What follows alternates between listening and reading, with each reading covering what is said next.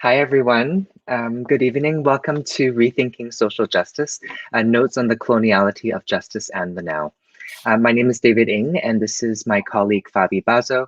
We are doctoral students at the Social Justice Institute at the University of British Columbia. We are very excited to finally be able to connect with Dr. Chandan Reddy, who was supposed to actually be our keynote speaker at our conference last year, which was entitled Queering Racial Capitalism, Visions of Transformative Justice, which was, of course, canceled last year due to COVID last April. Thank you to Dr. Dina Al-Qasim for introducing us to Professor Reddy's work, and thank you to the Noted Scholars lecture series for supporting this event. Before we begin, I'd like to acknowledge that we are live streaming this event from the unceded and ancestral territories of the Musqueam, Squamish, and Tsleil-Waututh First Nations. And in thinking about some of these themes of our talk today on justice, race, and colonialism, and thinking about land acknowledgements, it brings to mind questions of how we are building solidarity with Indigenous struggles for sovereignty and decolonization. And I'm particularly thinking about the recent organizing being done by the Braided Warriors, for example, a group of Indigenous youth who have been fighting for land rights. I'm actually going to drop a link in the chat right now. If you have the means to support the Braided Warriors, please donate to their work. So yeah, as we hear at Professor Reddy's talk today, Rethinking Social Justice, Notes on the Coloniality of Justice and the Now, thinking about the work of decolonization that underpins these conversations. Thank you, David. I'm Fabi Basso, and it is my pleasure to introduce Professor Chandan Reddy tonight. Chandan is associate professor in the departments of Gender, Women, and Sexuality Studies and the Comparative History of Ideas at the University of Washington in Seattle. He is co-editor with Jody Bird, Aloshaya Galsting, and Jody Melamed of the special issue Economies of Dispossession, Indigeneity, Race, Capitalism. His book, Freedom with Violence, Race, Sexuality in the United States, and the US States, was published by Duke University Press in 2011 and won the Alan Bray Memorial Award for Queer Studies for the MLA, as well as the Best Book in Cultural Studies from the Asian American Studies Association in 2013. He is a founding member and current director of the Graduate Certificate in Sexuality Studies at the University of Washington, as well as founding board member of the Certificate in Public Scholarship housed at the Walter Chapin Simpson Center for the Humanities at the University of Washington. He teaches courses on race, sexuality, colonialism, and comparative modernities. Chandan has written about the global city, racialized and gendered undocumented workers, and the legislation of sexual minority rights under international human rights standards, as well as on legal epistemologies, critical race theory, and queer of color critique in multiple law reviews. Chandan is currently at work on a new book project titled Administrating Racial Capitalism. We look forward to hearing from Professor Reddy. He's theorizing on racial capitalism, social justice, coloniality, and repair in the post-COVID era. Just a gentle reminder for those who are with us tonight via YouTube that we will be taking questions from the audience during his talk and also at the end. So please start writing as soon as you have an idea and post them in the chat. We will receive them and an interface with Dr. Reddy during the conversation. So welcome, Chandan. Thank you. All right.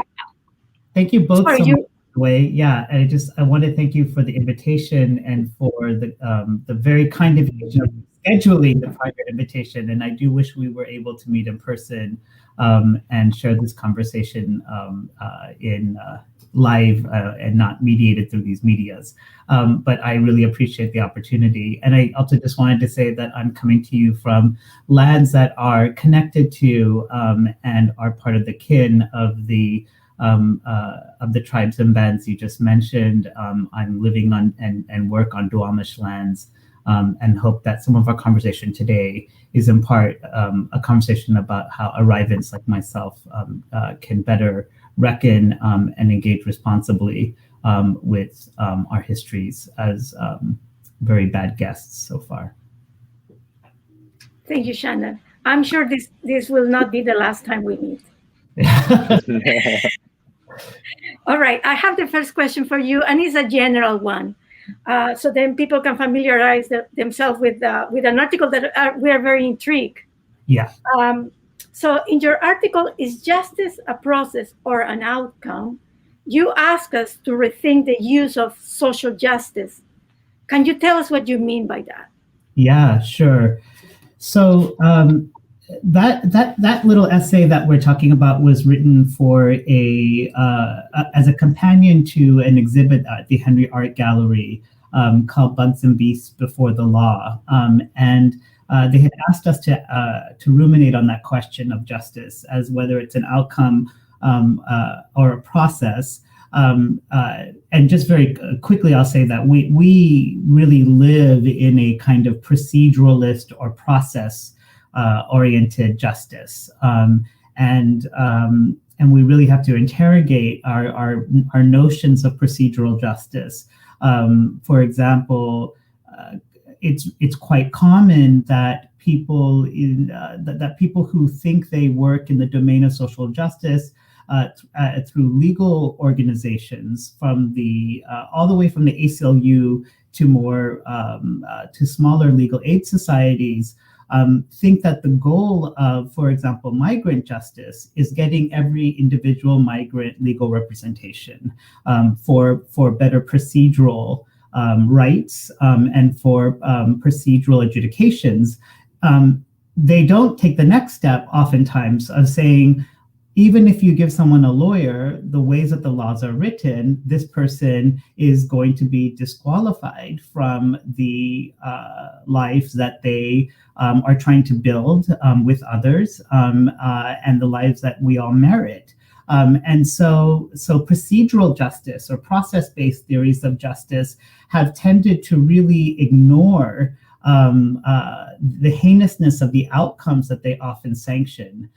So even if you give my colleague Angelica Chazaro at the University of Washington Law School reminds us that, even if you gave every single person in migrant detention in the United States legal representation, which is a massive push, and very few people have that within migrant detention currently, that still the far majority would get that legal representation only to go through procedures and processes that will result in their deportation.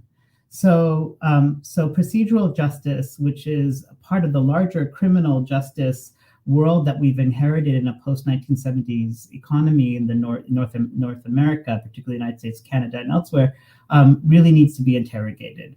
That said, when I wrote my essay, I was really trying to get at the notion of social justice because we were hearing it come up again and again by very mainstream voices and by institutional actors as well, in the aftermath of the uprisings that resulted from the police murder of George Floyd, Breonna Taylor, here in the Northwest, Manuel Ellis, Charlena Lyles.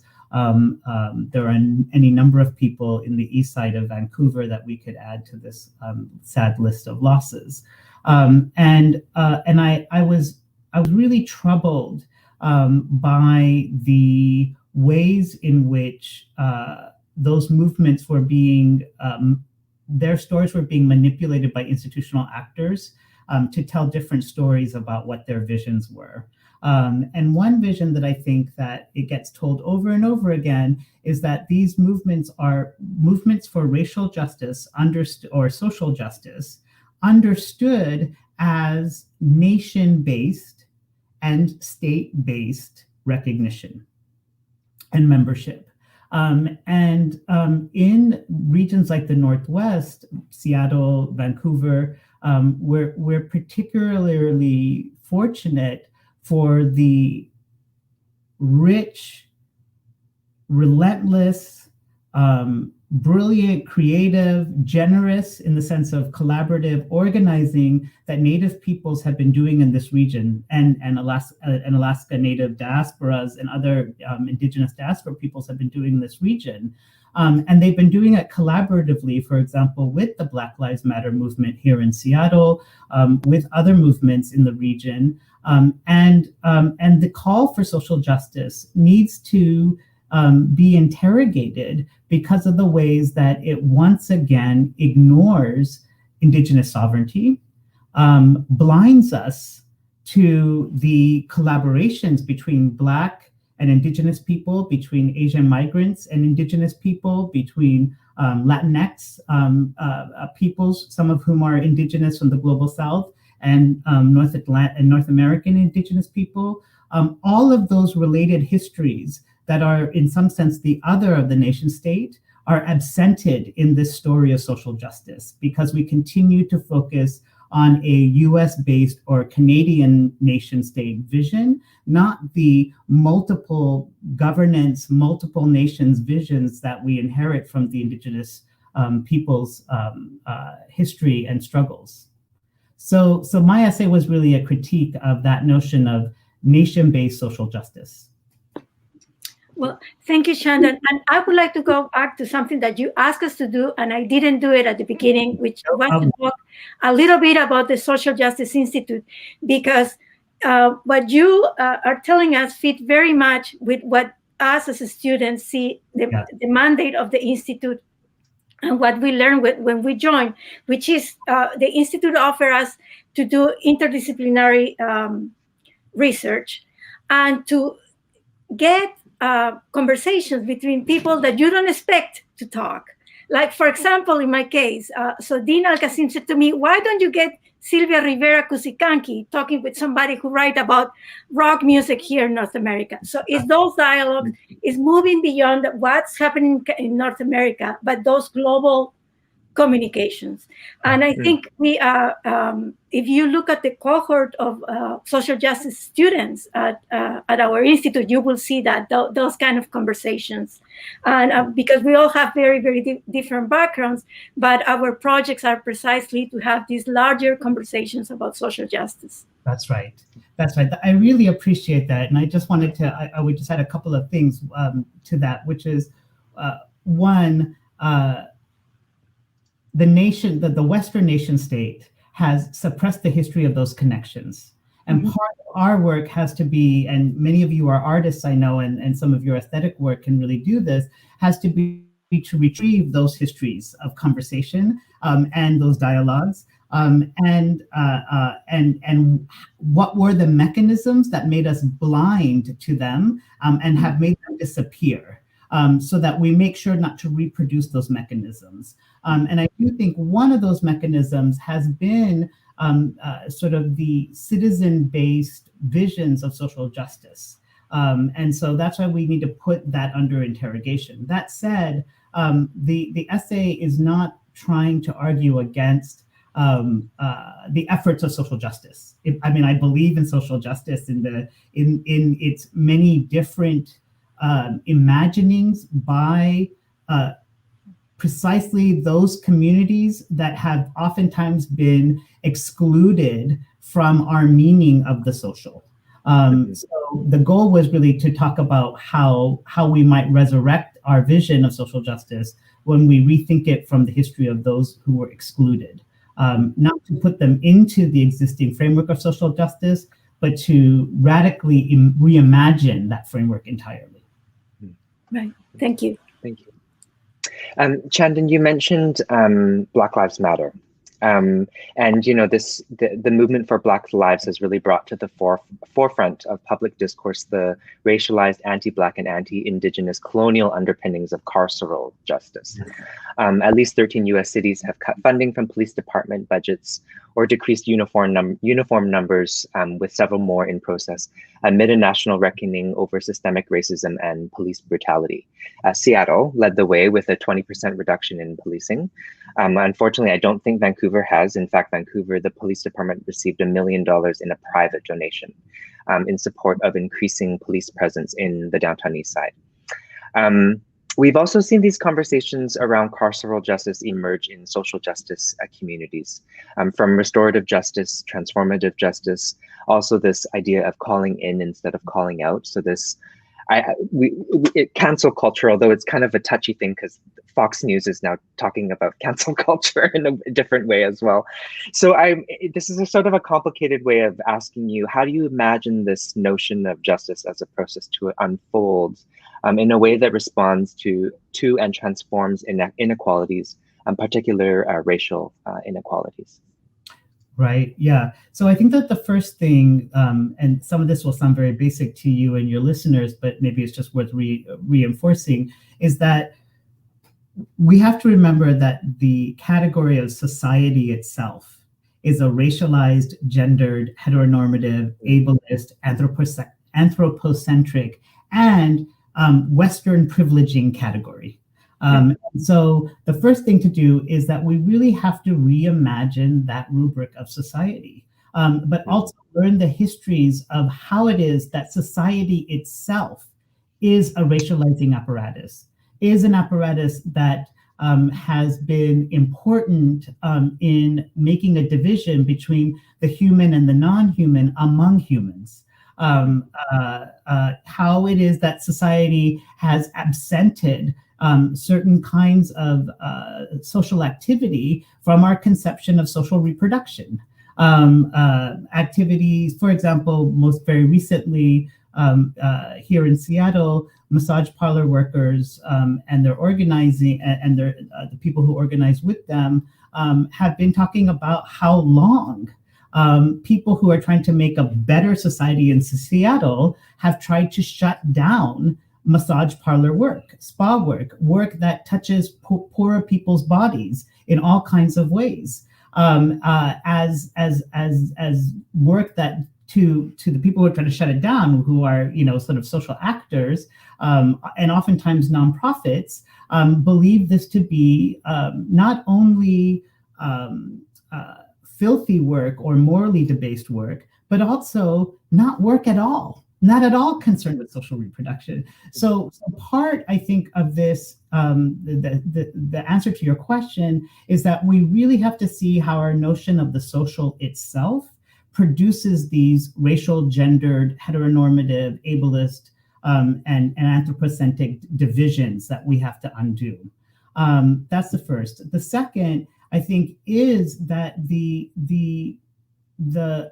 effort, I think one of the most important things that abolitionist work has taught us is that we have to do as much work to imagine how to build repair between one another in movement struggles and in the communities that are under assault and attack or abandoned or are hyper-criminalized or are made to work through violence. In all of those different scenarios, how do we actually do the work of repairing frayed social lives and not only relying upon demands to the state?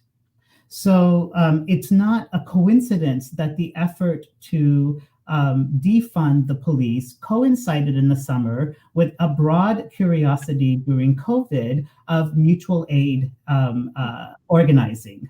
Rather than seeing those two things as somehow a separate phenomenon that just emerged simultaneously, one because of the virus and the other because of the long-standing virus of racism, to put it metaphorically, I think that what we're actually seeing is that they're the same movement, articulating the dual demand that we have to defund and start to destroy our criminal justice apparatus, and simultaneously the demand that we have to have better ways of addressing the needs of others in this very moment than the ways that we have had in the past, and that we currently don't have alternative infrastructure for. So mutual aid is a kind of alternative infrastructure building that's happening precisely because so much of what happened from the 1970s to the present, or from the 1980s, sorry, to the present, has been a extraction and a destruction of alternative community infrastructures and its replacement by a carceral state, from social work to public health, the growth in public health apparatuses that, for example, police massage parlors, to what we think of as more traditional forms of the carceral state, like the municipal courts, which are a massive footprint in cities. Thank you. Shandon, you almost answered my question. But I'll formulate it anyway, because I'm thinking more in the Canadian context. Yeah. So some activists in the Defund the Police movement, they advocate the redirection of funds towards redistribution to programs that support communities. And how does redistribution fit in your understanding of practices of repair? Yeah. And if I may quickly just add, we had a bit of a debate about this in your work. Tell me. Yeah, I want to learn. Well, we were curious because it sounds like what you're asking for calls for something broader than redistribution, in that redistribution doesn't undo the logics, the colonial logics, of carceral justice. Right. And so I guess that's sort of what underpins this question is, these things don't seem to sit together, and it's a question about, I think, what you're describing around these colonial logics that we're trying to undo. Yes, I mean, I think it's a great question, and I appreciate the debate that you all had as well. And I'd love to know more on where different people stand on this. To what Bobby was asking, and to build on it a little bit, it's absolutely correct that I don't think that we can have simply a politics of redistribution. One, we do know that a politics of redistribution that was attentive to anti-Blackness would go a far way. Let me just be very clear. We've never had that. And there is no sign that we're going to have that. For all the number of activists and critical thinkers in the Black Lives Movement, in the larger movement for Black freedom, all the Black scholars and intellectuals who showed us all the different ways in which anti-Blackness not only devalues life but steals from Black life and expropriates from Black wealth. A politics of redistribution that didn't reproduce anti-Blackness, which has been traditionally the politics of redistribution of settler states, which is redistribute through anti-Blackness and indigenous dispossession. That has been the history of U.S. westward expansion. That has been the history of workers' unions in the North America, both in Canada and the United States. So I don't want to undermine how far a genuine anti-racist redistribution effort could go, and how much we haven't yet had that and haven't had that conversation. And when Ruth Wilson Gilmore, for example, describes racism as group differentiated vulnerability, and help think about what politics of redistribution might look like, that is a project and effort that I still think we need to pursue and have follow. With that said, it is also the case, as Fabi was hinting, that a politics of redistribution asks the question of by whom? What is the apparatus that is doing the redistributing, and what are the categories and the norms that apparatus uses to produce that redistribution? So once again, under coloniality, we can only imagine the Western state as the apparatus of redistribution and an attempt to make the Western state more just. And that, to me, is not enough. We've seen the failure of that. One, it's not going to address the calls of indigenous governments, both in North America and in other parts of the planet, and indigenous communities. But further, redistribution keeps in place the categories of the social that have produced racial difference, gender difference, the difference between the native and the settler, and other differences are exactly the one that we have to interrogate and deconstruct and build a new conception of the social. So to me, the problem with the politics of redistribution or politics of distribution is, in a sense, that it's not thinking enough and not thinking imaginatively about the society we actually need to have. It continues, for example, to think of a society in which borders are just. That can no longer, if COVID has taught us anything, and if capitalism has taught us anything, we cannot have a world in which national borders are seen as just for solving questions of social and human inequality.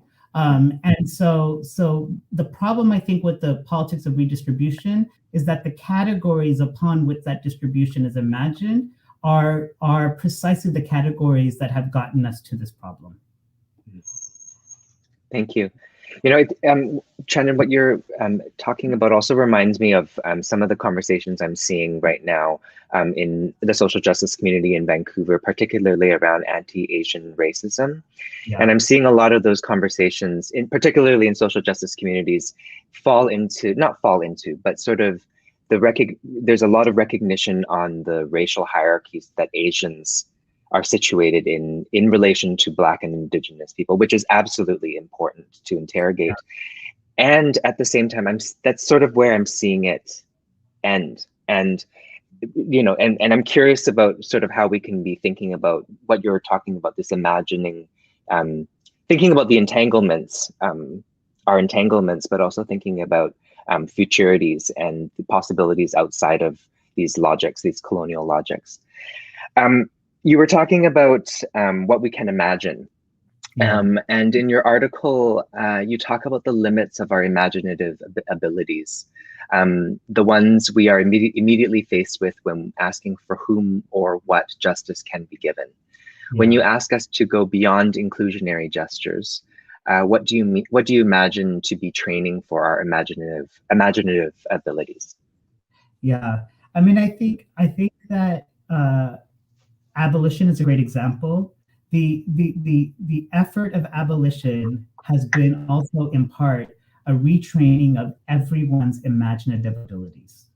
Our imaginations have been in many ways stipulated for us and foreclosed by the kinds of social orders that we're a part of. You know, so before the kind of resurrection of a discussion of abolition. I mean, abolition has been a discussion that's been going on since the 18th century, but since its resurrection in the context of the growth of the prison industrial complex, for example, since the 1980s, one of the things that people have revealed, activists and organizers have revealed, is how much our imaginations were colonized, quite literally, and dominated by the perspective of the carceral state, that we didn't even imagine more than carcerality. We just imagined a better distribution of carcerality, a fairer distribution of carcerality.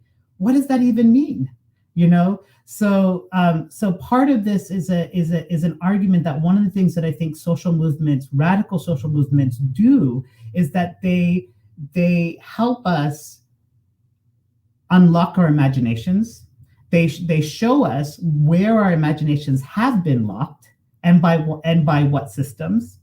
And then I think that they enable us to have the kinds of relationships that build new imaginative capabilities. So you know, one of the things that I think, to go to your point about the ways in which anti-Asian racism is being spoken about right now, when you are in struggle with others, and when Asian folks, for example, are in struggle with Indigenous people, Latinx people, Black people, we start to have conversations about the magnitude of the meaning of anti-Asian violence, of stopping anti-Asian violence, one of which includes ending US military bases all across Asia, part of Africa, and all Latin America.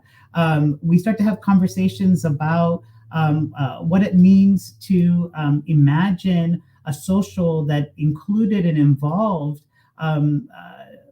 sort of the detritus of nature, rather than just seeing it as detritus. So I'm really interested in that dynamic by which the way that living in a social movement produces new imaginative capacities. Thank you. We have a question about your question, or about your theme of repair. There's some interest in that your concept of repair. What do you understand as repair? Yeah, I mean, I think that this is a conversation where I've learned from native thinkers, and it's really about bringing a long-standing conversation in among Native intellectuals in North America, in particular, in terms of the people I've been reading, who argue that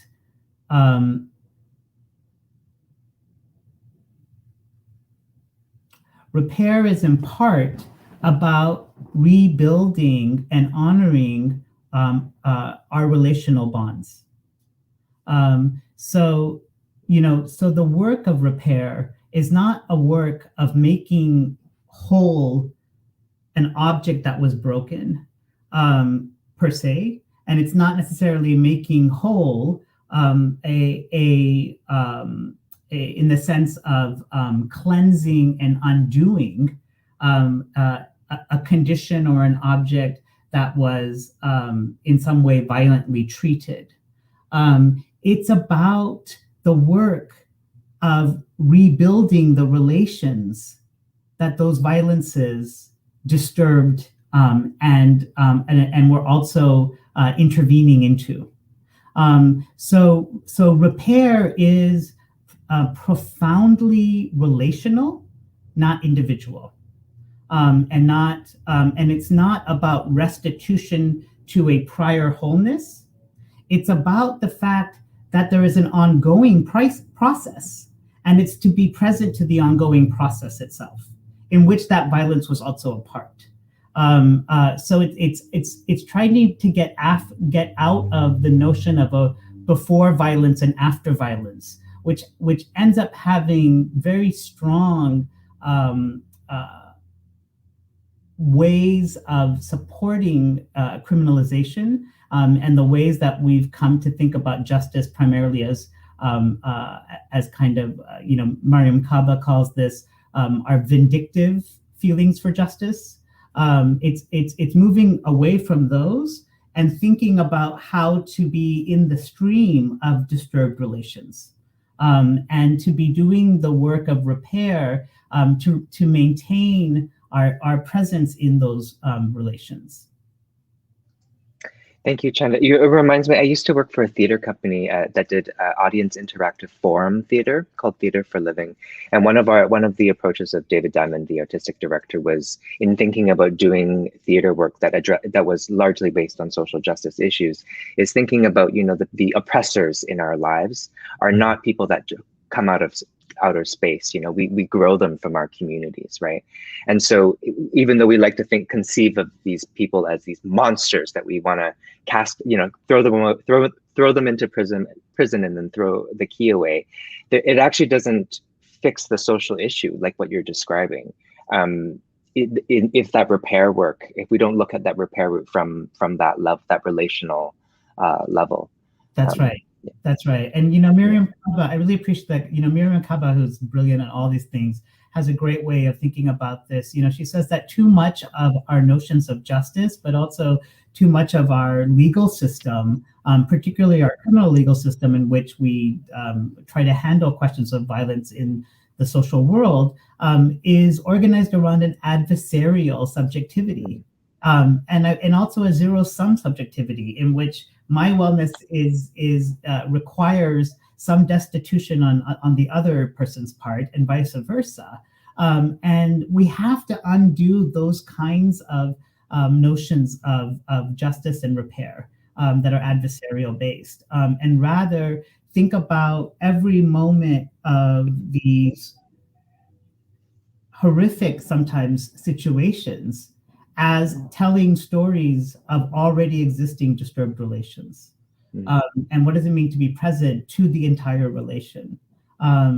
So, for example, there have been, as you've been seeing, all kinds of videos circulating about violence against particularly older Asian Americans. And it's sometimes by people from other racialized communities. And people have used that to ask the question of, is there an uptick of anti-Asian racism in the Latinx community or in the Black community or so on, rather than saying, what I see is that these two communities are clearly living contiguously with each other. These two communities are clearly interacting every day in all kinds of places. And what does it mean to repair that domain, that entire domain? Yeah, and it makes me like, and is our solidarity transactional? It can't be, right? Yeah. Yeah, it's very interesting what you're saying, because I am reading about repair in feminist musicology. Oh, yes. Yeah, so because I read a little bit about that when I was doing some reading on memory, and I see that in truth commissions and the difference between repair and reparations and how you, and then to find that dialogue in feminist musicology for me was, this is really good, because it's precisely because these feminist musicologists are identifying that there was an adversarial approach to the way musicology was criticized or the critique, right? And they are saying, okay, we have to build a different kind of musicology, but we have to repair. But it's repair in the way that you're talking about. It's not now the feminists are taking over. No, that's not the point. It's a different understanding. So it's really good. Thank you.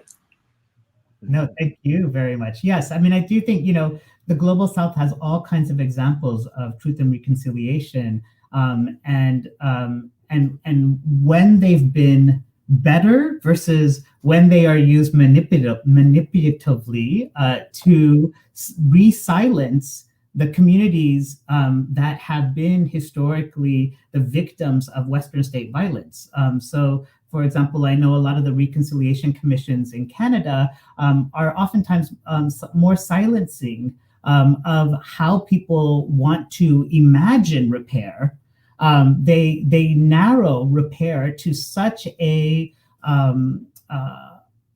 particular meaning that the action of doing repair is its own destructive and reappropriative process. So I've been very inspired by particularly movements in the Global South that have done reparations that have been much more expansive about the demand for repair. Okay, thank you, Chandan. We have a question. Yeah. From Daria Valueva. What are the alternatives to redistribution of funds? What are our options for alternative judicial systems? Is there anything that is possible to start implementing while under capitalism? And I'll also add, this came up for me actually today too. I'm a part of this project called Primary Colors, where we're trying to find design new metrics, if you will, for arts funding that are decolonial and center Indigenous arts practices. And what we're bumping up against is also, and we've been thinking about these similar themes, and what we've been bumping up to is also, under capitalism, we are still literally finding ways to give out money. Mm-hmm. And so, yeah, I've been thinking through this sort of limitation. If we're trying to think about, back to what you were saying about these undoing colonial logics, but also I'm literally designing a funding model. Yeah, I'm just echoing Daria's question. Yeah, no, I think it's a great question, and I would love to know other people's sense of answers to this. But so I think that there, again, I don't want to undermine the redistributive effort. So to give Seattle as an example, the effort to defund Seattle Police Department by 50%, and now they've achieved about 20%. And I should just qualify that effort now is in what they're calling the defend the defund. So there's already an effort by the very politicians who committed to that 20% reduction to finding creative ways to restore part of that money to the police department to appease them. So to restore money, for example, for overtime pay that they promised they wouldn't restore. So there is a constant effort to even just protect the victories that have happened from the defund movement from this earlier summer. But what I would say is the second half of that effort has been an effort to think radically about how redistribution works. So there was money that was demanded and raised to build a Black-led community research initiative that could actually get us real empirical information about what impacted communities, particularly Black and Indigenous communities and urban communities in the Seattle area, understand would genuinely create safety in their lives, if not policing, and how they want funds distributed to be able to meet their needs for safety. And that created the largest Black-led community research initiative in the United States. That just now concluded here in Seattle. And soon that research will be the basis by which a Black-led broad conversation in the city happens for a participatory budget for $30 million that was won from the defund movement for alternative forms of making safety and health in communities. So I do want to uplift that there are these redistributive efforts. That said, we can't let some of these efforts at redistributing revenue take us away from the crucial effort to fundamentally change the way capitalism is organized. Whatever wins we're getting from revenue should still be in conversation with what does it mean that Seattle is also home to the richest corporation on the planet, that is an anti-labor corporation, despite having some of the highest revenues ever known in the history of man, right? So we have to also still build towards revolutionary transformation, even as we're working in redistributive ways. So definitely targeting people like Kashama Sawant are very good at this, targeting how it is that capitalism is itself producing these inequalities, and undermining the power of those capitalist agents to produce those inequalities is very crucial. But I would say, in addition to that, trying to think about what moment of capitalism we're in and how we can leverage our collective character in that moment. So right now, we're in a moment where capitalism is really being driven by finance capitalism, and the efforts at debt abolition, at medical bill abolition, at rent abolition, these are very crucial efforts for building possible revolutionary conditions in the future. So I think that, beyond a redistribution of funds, thinking about how we can leverage financial capitalism through these different debt collectivities is a really good example of places we can go as well. Thank you. I'm curious, Chandan, have you seen any initiatives that reflect some of these pieces that you're thinking about? Yeah, I mean, I think everything I've just spoken about, for example, rent abolition, debt abolition, student debt abolition, medical bill, I know, which is not as important in Canada, where there's a saner social safety net, if not a good one per se, than in the US. I think those are all those all come from existing movements that are happening. I think that there are all kinds of movements right now are trying to sort how to keep a redistributive effort within the meaning of those movements towards the larger horizon of revolutionary transformation versus having them be ways of producing anti-racist capitalism. So, for example, I think Robin Kelley has spoken very recently about really trying to parse through when we're making demands for housing and redistribution, making sure that we're thinking about making demands for housing, not to grow kind of anti-racist, even though this would be an advancement, don't get me wrong, anti-racist forms of possessive capital within communities, but going beyond our notion of kind of justice within capitalism. So I do think that it's not just a question of are there movements doing this work, but how those movements are able to narrate the short-term goals so that they don't get reintegrated into the vision of capitalism as our only horizon of social justice. Thank you. I'm thinking about you mentioned, Chandan, mutual aid, and in Vancouver, I'm a part of the Vancouver Artists Labor Union Cooperative, and we were involved in a very early COVID-related mutual aid campaign. So I've been thinking about this quite a bit, and there's also that book that recently came out, Pandemic Solidarity. I don't know if you saw that, but it follows. It follows all of these mutual aid campaigns or mutual aid efforts during COVID all over the world. And of course, we were talking about Dean Spade, whom I'm a huge fan of. They also wrote a book on mutual aid. Yeah. I'm curious because there's also, like, as you were talking about mutual aid and some of your other thinking, there's a lot of like values of mutual aid and themes of mutual aid that seem to potentially be ways that we can move towards away from these sort of capitalist colonial logics that you were describing. And at the same time, as you've described, like there's so many of those themes that Indigenous communities have been doing since time immemorial. I was also reading, in the Black Panthers were also operating mutual aid efforts, in the 70s.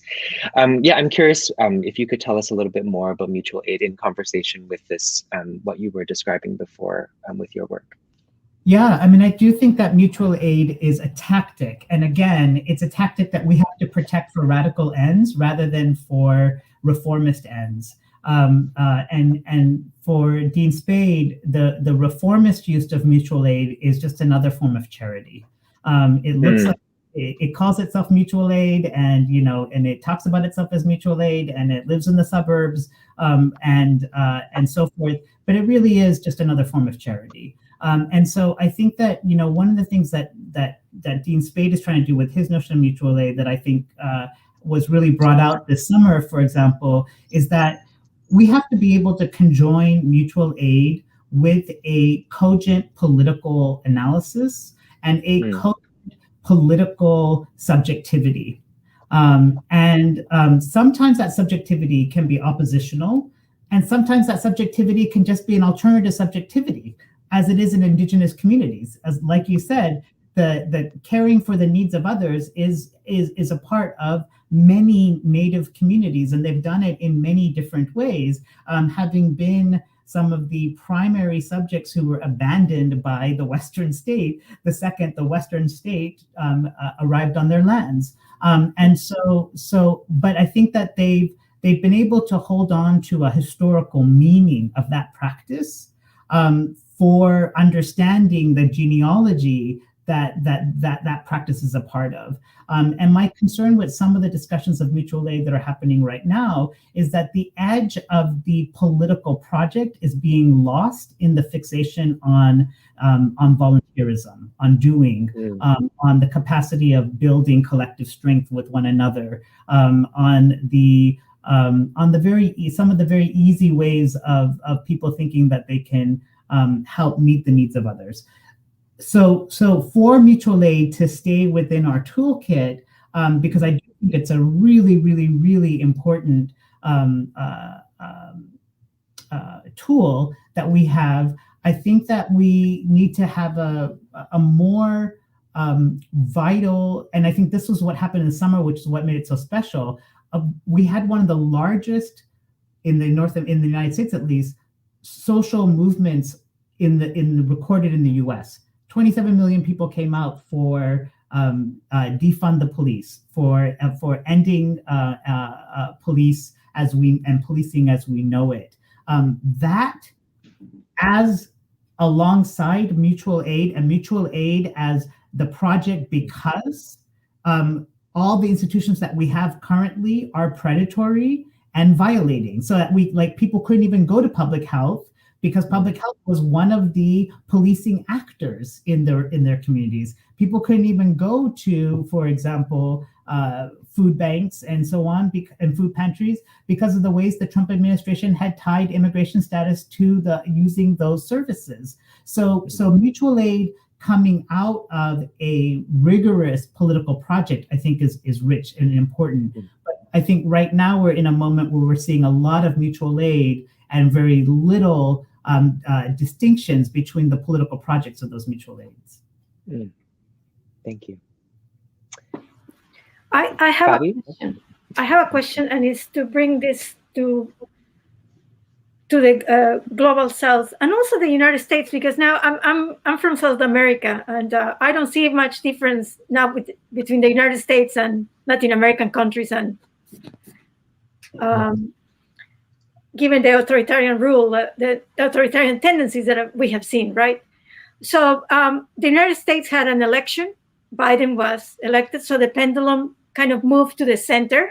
Yeah. Then Bolivia has had an election, and is the return of the Evo Morales party, not him, but his party. Ecuador is having an election, and it seems that it's going to stay on the left. Peru is having an election this Sunday. That's my country. And I see a left very divided, and I see a right very divided. But it's very interesting that COVID has, as you told us, Shandan, has bring to light all the problems with racial capitalism, everything. However, you see that people in the right, I'm listening to the campaigns in Peru, and they are using the same language that was used by right-wing people in the United States. One of the candidates is even talking about having private prisons. The privatizing the prison system is like, hello, look at the U.S.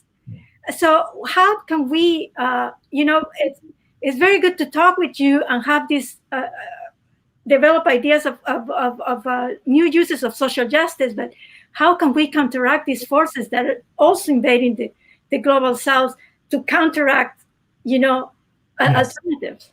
Yes. No, I think that's right. I mean, I do think that, I think what you're pointing out is so crucial, which is we need to do a better job in the social justice movements in not just the global North, but in North America, of accounting for the long history of particularly US-based right-wing training of the conservative movements in the global South. And part of that training has been tying policing to development, and transforming a vision of just societies as one in which so-called arbitrary violence in those societies are reduced through a massive expansion of policing. And what that did is it also produced party formations and groups on the right wings in these countries that have had an active dialogue, that were materially supported and built up, and gained their visions from that development perspective that was exported from the US, and have continued to build that political project and vision. So I do think that there's a great book by Stuart Schrader called Badges Without Borders, looking at the history of the U.S. exporting global, the logic of policing and the logic of pacifying civil society as the vision of what a developed and just society looks like, as the kind of political locus of activity. I think he does a great job of showing how much the U.S. is responsible for this on a global scale. And I think now we are living with all of the different monsters that have emerged in our various countries from this 20th century, at least the last 70 years of this US-led effort of policing as a core feature of development. Yeah, thank you. Thank you. Chandan, we are running close to out of time. Do you have any other things you want to add or anything you want to ask us? Yeah, well, I am really curious about the conversation that you all have been having, and I know you've had a conversation on repair. Daria was asking about alternatives to redistribution of funds and projects that are being implemented. There's so much great work happening, I think, in Vancouver, and work that is really trying to think about what a new politics of social difference might look like. So I'd be curious to just know a little bit about what's been kind of the center of your all's conversations. Yeah, sure. Fabia, do you want me to go first? Yes, because you're more involved in the community than me. Okay. Well, how I came. So I'm part of the Social Justice Institute, and it's a new program called the Critical Creative Research Stream, and I co-founded a queer media arts collective called Love Intersections, and it grew out of a desire, actually, because goodness, 7 years ago now, when we started it, there was a lot of call-out culture, and we were seeing this very sort of carceral behavior of this pushing people that have done something wrong out of our community, and we wanted to find a way to sort of build community instead of building barriers. And so we started writing blogs when that used to be a thing, and then we started making short documentaries and other films about this, about underrepresented queer people of color, queer Black and Indigenous people of color in our community. And then we started realizing, we started having this journey of recognizing the limits of this representation battle that we were fighting, similar to what we were talking about earlier. And at the same time, recognizing the power of, and I still consider myself quite a new artist, call myself a new artist, but the power of art to also move people to feel differently. So not just intellectualizing, systemic racism and colonization, but how can we also feel and not just think differently, but also feel differently. Yeah. And so thinking about, in the institution too, I'm reading a really good book. Thank you for the recommendation, our colleague Mai, by Natalie Lovelace, called, I have it right here, How to Make Art at the End of the World, a Manifesto for Research Creation. And she talks about, and I'm going to really paraphrase this, but why are we fitting as research creators? Why are we trying to fit our practices into the logics that excluded us in the first place? Yeah. And how can our practices get us to transform those logics? So that's sort of where our some of the conversations that we've been having have landed. Yeah. Yes, and I think for me is I will go back of when we decided to invite you last year, and unfortunately we couldn't have our conference. And I think it was in our group we talk about social justice, and it seemed like class was not part of the conversation. Mm-hmm. Mm-hmm. So then we were thinking, well, we don't want to go back to the classics, right? Who is talking right now? Somebody who can talk about that intersection, and Dina suggested you. And for me, class is always in my head because I'm a Latin American, and Quijano and the coloniality of power. So always race and capitalism, modernity has been connected. And it seems that for my younger colleagues here in North America, there is this notion of we are all middle class, and that's a fantasy. And again, now we can see that it's a fantasy, right? At this time. So these are the conversations that we have, and given that we all come from different countries, we bring different views, and we stress more some aspects more than others, but where we all glue was on the notion of racial capitalism that you're working on. Yeah. Thank you. Well, I appreciate that, and I'll just say as a closing remark that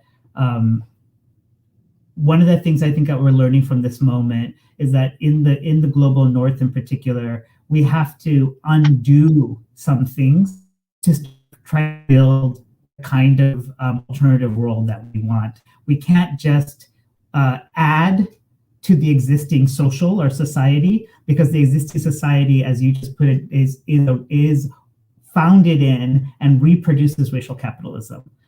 Both in the lands of North America and globally as well. So what I'm so inspired by movements like abolition is that they demand a reckoning and an undoing first. And the undoing is also a making space to come together in a new relationship, because otherwise redistribution just seeds the existing ways in which we're relating. And abolition is about producing new ways of relating by genuinely creating new spaces.